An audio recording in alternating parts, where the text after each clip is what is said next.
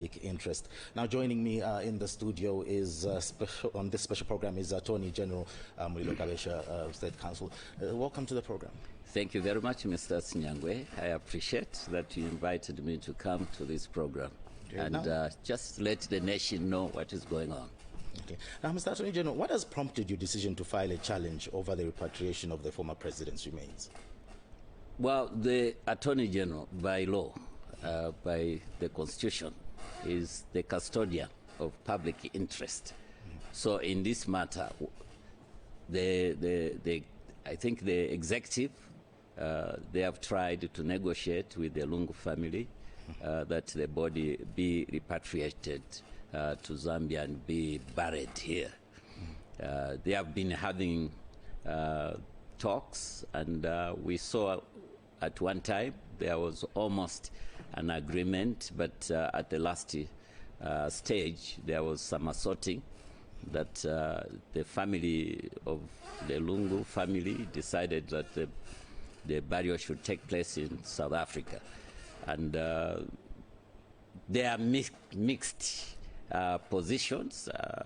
Some members of the public think that is not okay, that's not ideal, culturally and morally, for the Zambian president, former president, to be buried outside the country.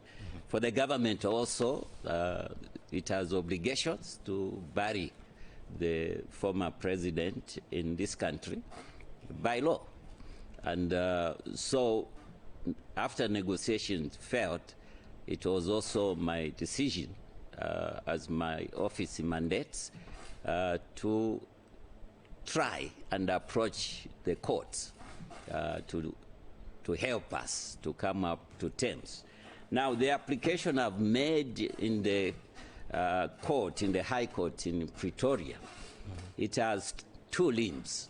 The first one, because the burial should have been today, President Lungu was to be buried in South Africa today at 10 hours.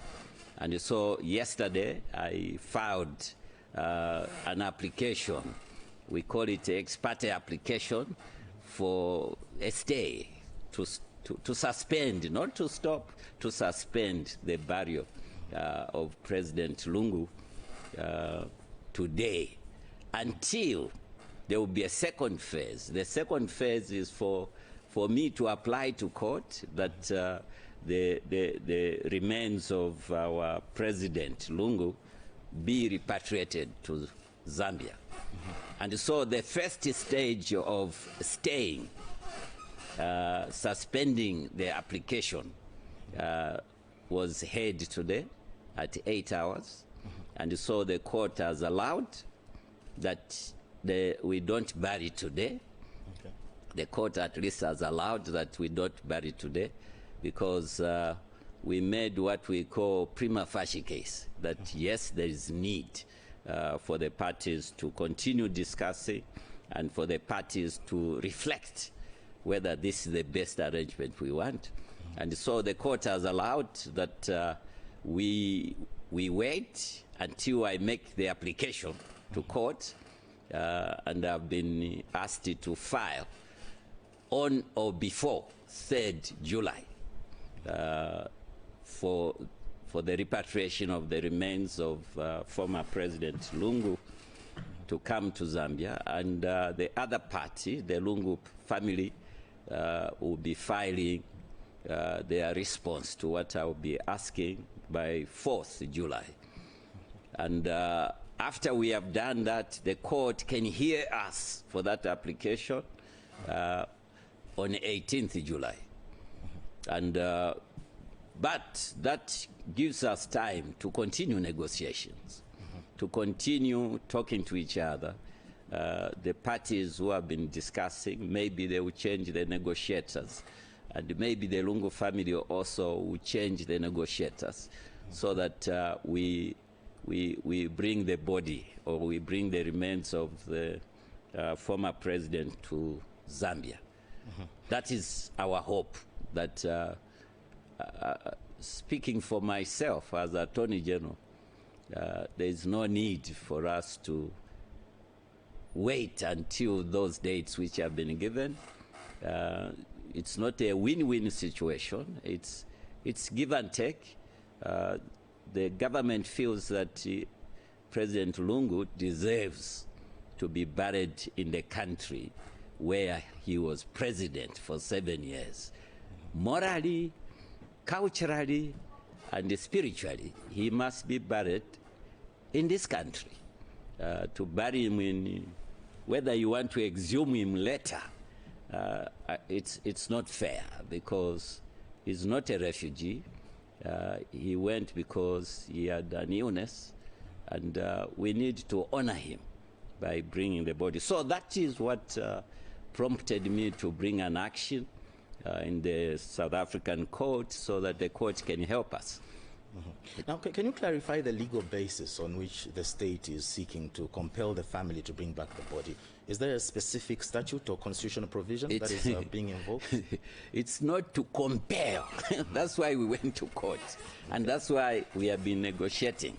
The government has the law. Yes, there is the former President's Benefits Act, which is Chapter 15 of the laws of Zambia, which gives what a former president is entitled to. And in the schedule of that act, funeral expenses are supposed to be funded by the government. That is the law. That's the law we are relying upon. Now, why is this matter of such national importance, that it requires legal intervention from the state? Yeah, of course. For me, my observation is that I think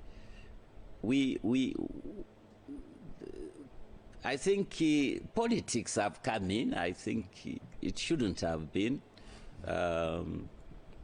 President Lungu didn't belong just to political groups.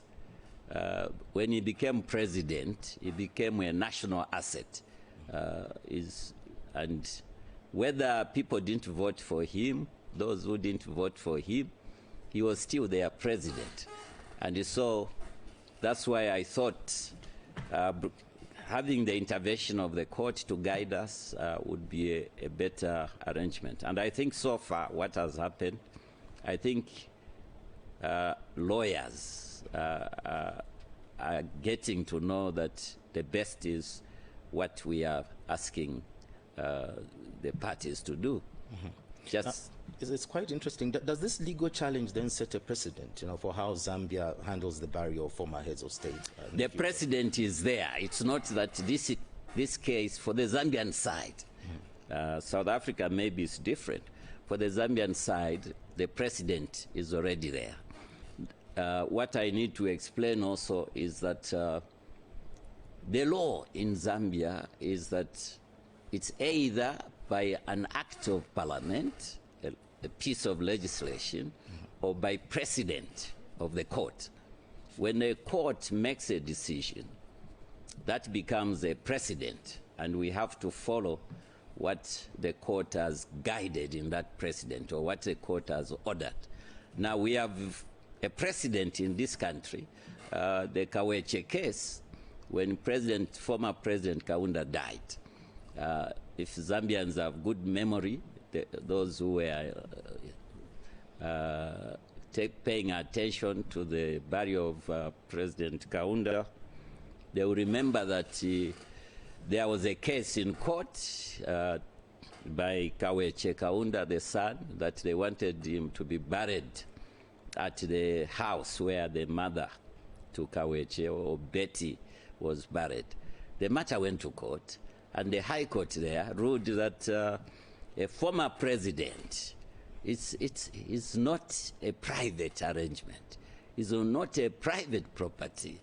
It's a national property, and it must be, his burial should be handled by the state. The moment there is a national mourning declared, then the law kicks in. The presidential burial takes place, and the government, the military honors, and all the protocols involved, they kick in. There's a law already.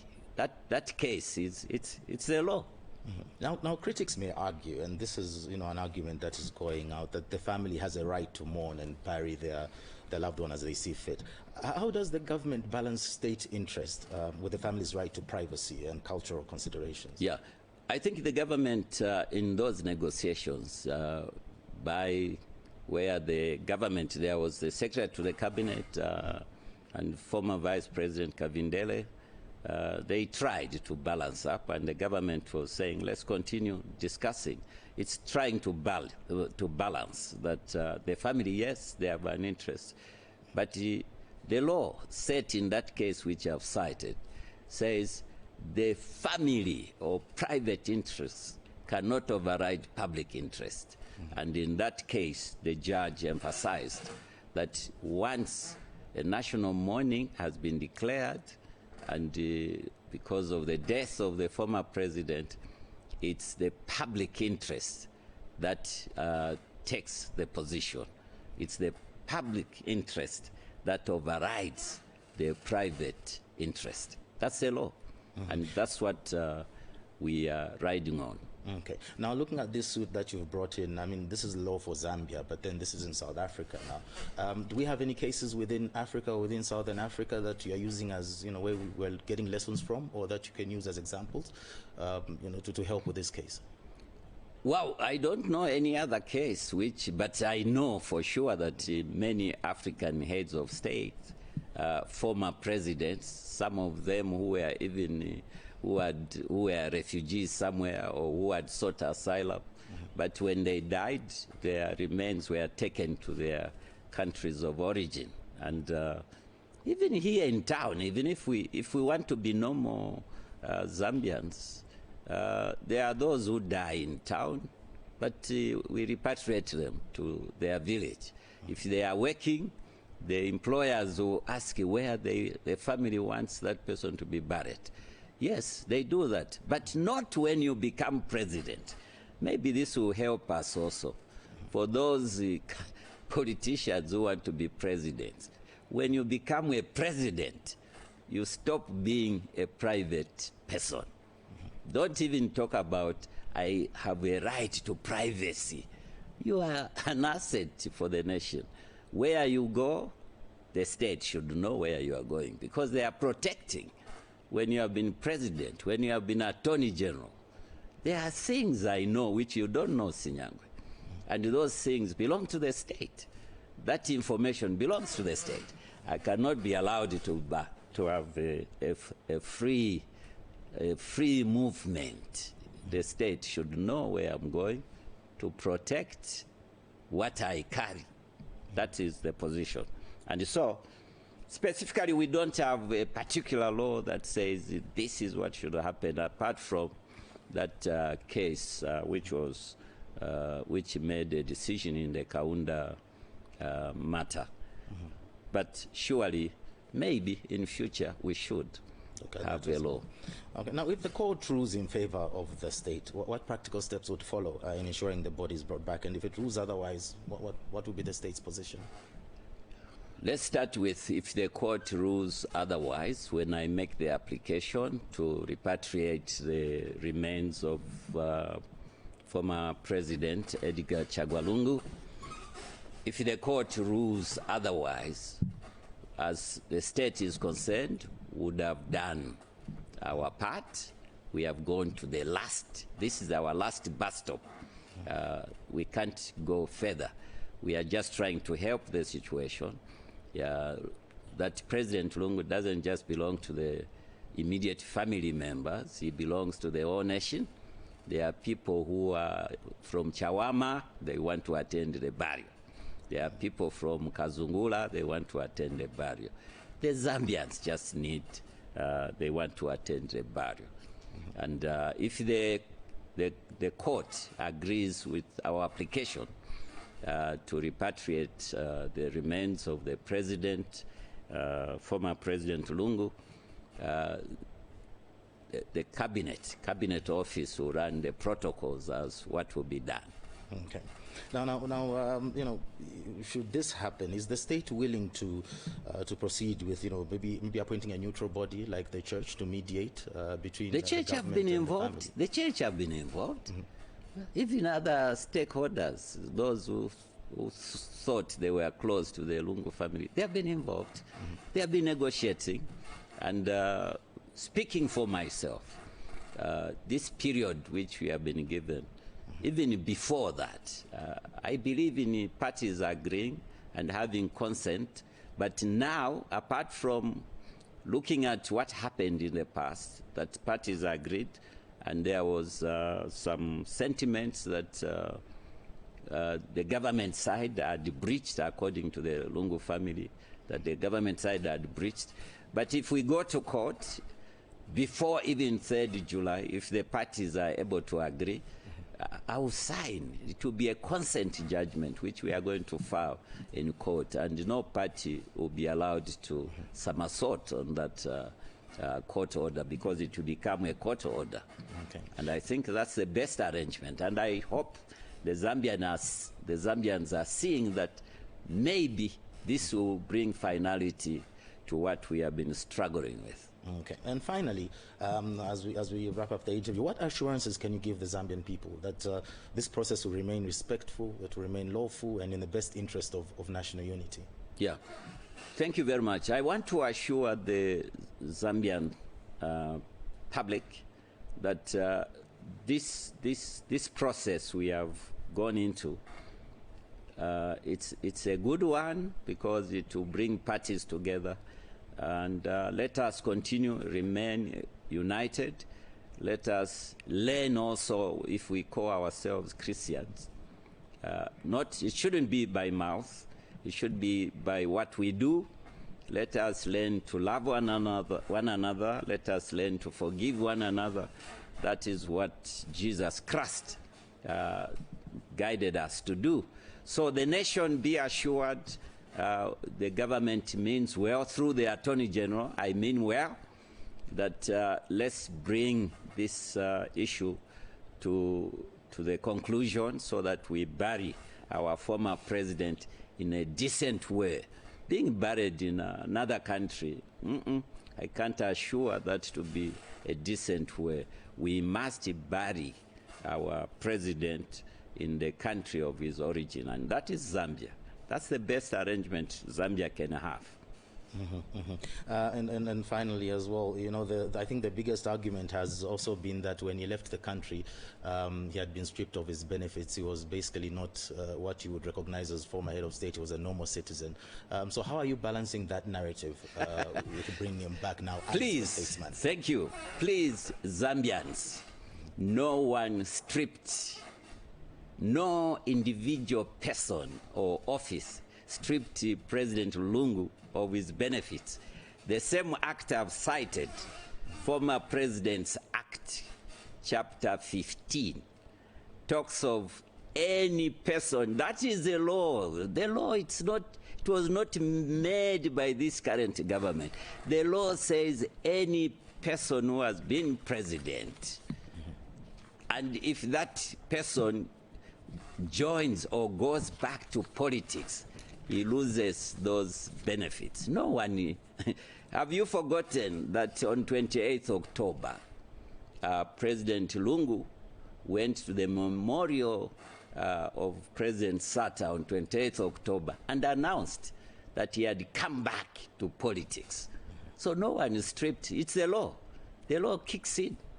It's the law that stripped him of that, because it was his constitutional right to go back to politics. And if you go back to politics, the law says then the benefits for former president stop. That's the law. No one really stripped him. It's the law. Okay. So in the interest of time and ensuring that this process is done as quickly as possible, when are we expecting you to file in South Africa? Because you've been given up to the 3rd or the 4th of July? To the 3rd of July. Yes. I intend to file on or before 30th. But in the meantime, we'll continue talking to the family. I'm not the one negotiating. Maybe I'll pass it on to Secretary to the Cabinet to find a team to talk. My desire is that even before 30th, maybe even tomorrow, if people can please say, it's too much. We can't keep our former president in a foreign mortuary. Let's see what we can do. What's the best? Speaking for myself, the best for this nation is by tomorrow the parties agree, or even we, myself and the family, we sit and agree what should happen. Bring the body here, let's bury. If they insist that he has to be buried in South Africa, they must give the reasons. They have been giving reasons, but some of those reasons are political. And also to imagine that I've heard statements like, no, he was stripped, as you have said. No one stripped him. Himself did. Himself did strip himself of those benefits because he declared, I've come back to politics. And the law kicks in. So maybe this information has not been given to the family. Maybe even in them they think so. But look, the Secretary to the Cabinet wrote a letter to the former president to say, oh, now you have come back in politics, declared by yourself on 28th. So the benefits, they fall off. And we are in court, in case Zambians don't know. We are in court. Somebody, the former president went to court, in the High Court, challenging that law about former presidents losing their benefits because they have gone to politics. It offends the Constitution on the rights. Rights to do whatever you want, rights of association, rights of whatever you want to do. We are in court. The matter is in court. I was sued. Okay. So, but the law is still there. The law has not been declared by the court that it's unconstitutional. Okay. So we are just following the laws. All right. We are government of laws. All right. That's all. That's all. Which laws we didn't enact, enacted by previous governments. Great. Well, thank you very much for coming through for this interview today. Thank you so much, Mr. Sinyangwe. The nation, we are still mourning. The mourning can only end when we have put to rest the remains of our former president. And we continue saying condolences to the Lungu family and to the whole nation. All right. This has been a special interview on ZMBC television. And of course, we were featuring the Attorney General, Mulilo Kabesha, State Counsel. Thank you very much for watching. My name is Leslie Sinyangwe. Have a good day.